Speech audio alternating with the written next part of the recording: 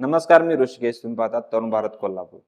राज्यातील नगर परिषद व नगरपंचायतीच्या निवडणुकांच्या अनुषंगाने उपसचिव हेमंत महाजन यांच्या अधिसूचनेद्वारे मंगळवारी म्हणजेच 2 डिसेंबर रोजी स्थानिक स्वराज्य संस्थांच्या मतदारसंघामध्ये सार्वजनिक सुट्टी जाहीर करण्यात आली आहे.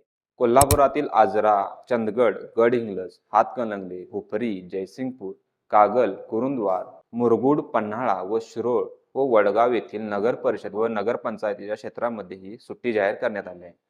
आणि ही सुट्टी सार्वजनिक असल्याने मतदारसंघाच्या क्षेत्रातील जे लोक कामानिमित्त मतदारसंघाच्या बाहेर गेले असतील, तेथेही त्यांना ही सुट्टी लागू राहणार आहे.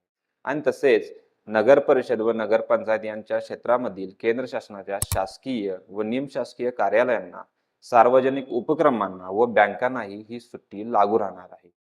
अशाच नवनवीन आणि ट्रेंडिंग माहितीसाठी तरुण भारत कोल्हापूरच्या यूट्यूब, इंस्टाग्राम आणि फेसबुक पेजला फॉलो करायला विसरू नका.